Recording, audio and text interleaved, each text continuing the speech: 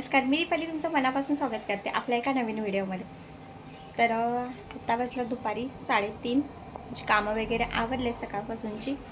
आता मी थोडक्यात तुम्हाला इन्स्टंटमध्ये पोह्यांचा चिवडा एअर फ्रायरमध्ये कसा करायचा ते थोडक्यात रेसिपी दाखवणार आहे.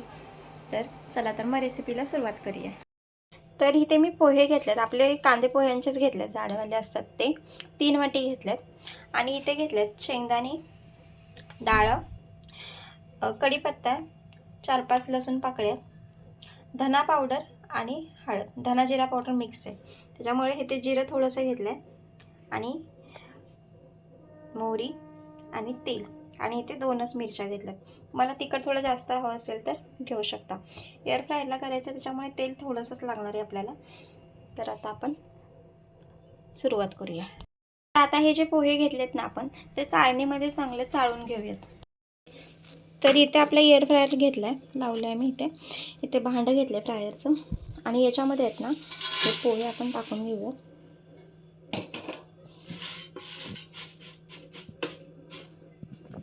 आणि हे आहे ना, आपण फोडणी तयार करून घेऊयात. तर इथे मी हा तडका पॅन ठेवला आहे, त्याच्यामध्ये आपण आहे ना थोडंसं तेल टाकून घेऊया. आणि शेंगदाणे आहेत ना थोडेसे भाजून घ्यायचे. थोडक्यात तेलावरती फ्राय करून घ्यायचे आपल्याला, जास्त तळून असे काढायचे नाही आहेत.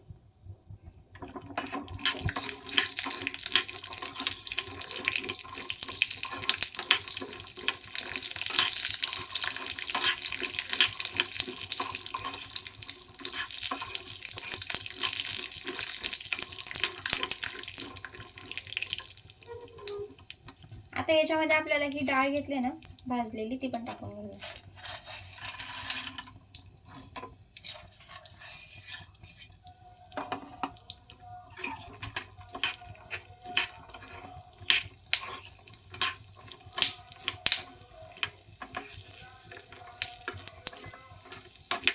एकदम कमी तेल लागतं ह्याला.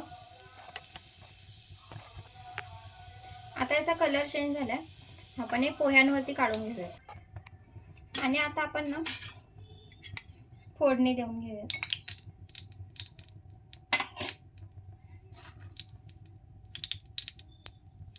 इथे ही जिरे मोहरी घेतली ती टाकूयात. जिरं तडतडलंय,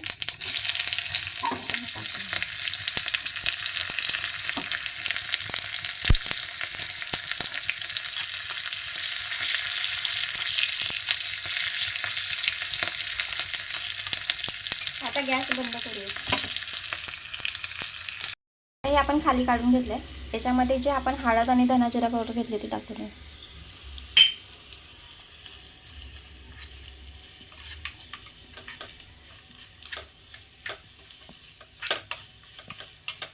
चांगलं एकजीव करूया. आणि सॉरी, तुम्हाला मी मीठ आणि साखर सांगायचं विसरले, तर आता मी ह्याच्यामध्ये टाकून घेणार आहे साखर. ऑप्शनल आहे, तुम्हाला आवडत असेल तर टाकू शकता, नाही टाकायची असेल तरी नाही टाकली तरी चालेल. तर आता मी ह्याच्यामध्ये टाकले 1 चमचा साखर. मीठ थोड्या वेळानंतर टाकूया. आता हे मिक्स झालंय. आता एक फोडणी आहे ना पोह्यांवर टाकून घेऊयात. हे सगळं आपण असं टाकून घेतलं. याच्यामध्ये आपण टाकणार आहे अर्धा चमचा मीठ. आता चांगलं मिक्स करून घेऊया थोडंसं.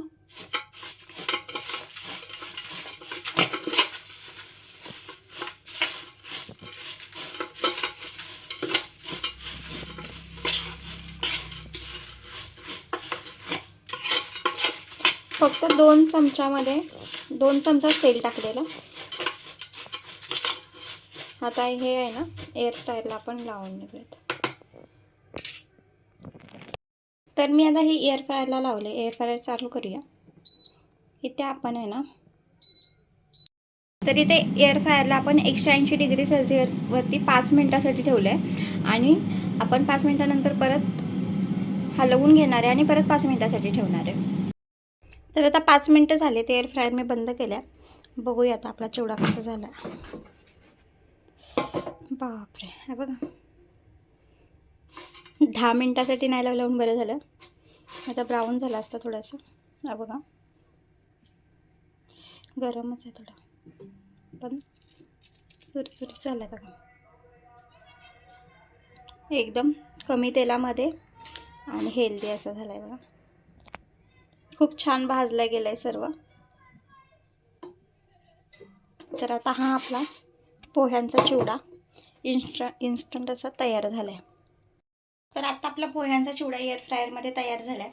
तर चिवडा होता होता असं डोक्यात आलं, म्हटलं खोबरं किसून घ्यावं मसाल्यासाठी, वाटून ठेवायचं. म्हणजे भाजून घेते मी आणि ते डब्यामध्ये फ्रीजमध्ये ठेवून देते. म्हणजे जेव्हा आपल्याला मसाला वगैरे करायचा असेल नॉनव्हेजसाठी वगैरे, तर पटकन ते खोबरं मसाल्यासाठी आपल्याला वापरता येतं. तर आता इथे आहे ना, मी 1.5 वाटी खोबरं किसून म्हणजे असंच घेतलं आहे, ओबडधोबड जरा स्लाइसेस करून. तर हे म्हटलं एअर फ्रायरला बघूया आपण आता 5 मिनटासाठी फक्त गरम करून काढूयात. मग आपल्याला फ्रीजमध्ये ठेवून देता येईल, मसाल्यासाठी आपण वापरू शकतो नंतर. तर इथे भांडा घेतला आहे, त्याच्यामध्ये आता हे खोबरं टाकूया. आणि तेल वगैरे काहीच टाकायचं नाही, फक्त थोडंसं ब्राऊन करून घ्यायचं आपल्याला. हे 5 मिनटंच ठेवायचं. 5 मिनटं पण मला वाटतं जास्तच होईल. एक 3 मिनटासाठी आपण 180 डिग्री सेल्सिअसवरती आपण हे ठेवून देऊयात.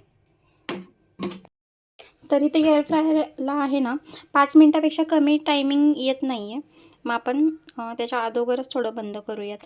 ते 3 मिनटं झाले की तरी ते आपण चालू करूयात.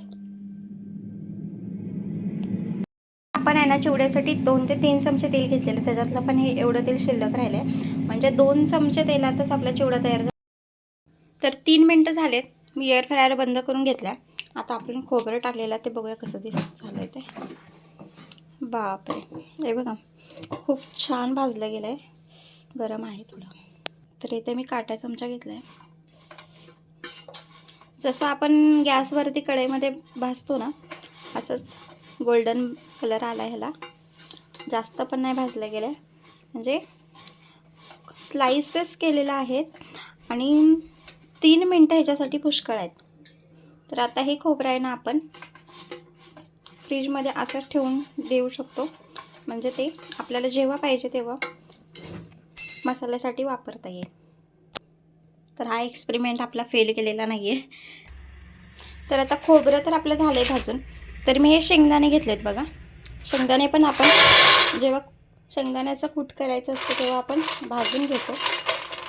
तर हे पण आपण थोडं एअर फ्रायरला बघूयात भाजून कसे भाजले जातात ते. तर हे आपण 180लाच लावून ठेवूयात 3 मिनटासाठी. मध्ये आपण ह्या छोट्या छोट्या गोष्टी पण करू शकतो असं वाटतंय मला. मी एक्सपेरिमेंट करते तुमच्यासोबतच. मी अगोदर हे ट्राय केलेलं नाही आहे, म्हणून म्हटलं चिवडा केलेला, तर म्हटलं खोबरं बघावं आपण याच्यामध्ये भाजून कसं काय होतं. तर छान असं गोल्डन ब्राऊन झालं आहे बघा खोबरं. तर छान असं खोबरं बघा गोल्डन ब्राऊन कलर झाला आहे याचा. आणि जसं आपण भाजून ठेवतो ना मसाल्यासाठी वगैरे, तसंच भाजलं आहे. आता हे भाजलेलं खोबरं आपण फ्रीजमध्ये स्टोअर करून ठेवू शकतो. आणि जेव्हा आपल्याला मसाला वगैरे करायचा आहे, अर्जंटमध्ये जेव्हा करायचं असतं, तेव्हा मग आपल्याला कामी येईल.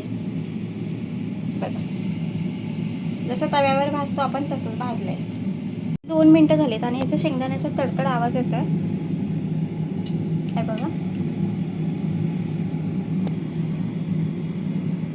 तरी ते आता 1 मिनटं झाला तर आपण हे काढून घेऊयात. तर 3 मिनटं झालेत, आता आपण हे शेंगदाणा काढून घेऊ.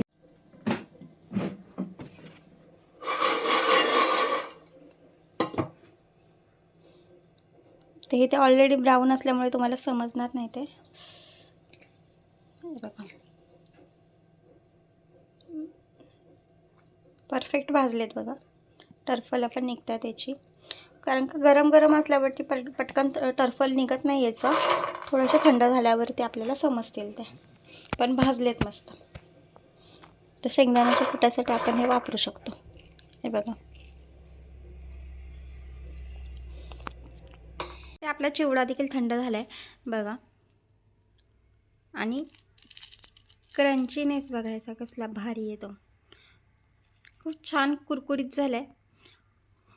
बघा आणि टेस्ट पण खूप छान लागते.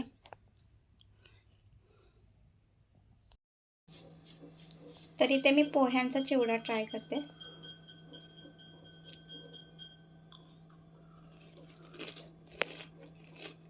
छान झालं.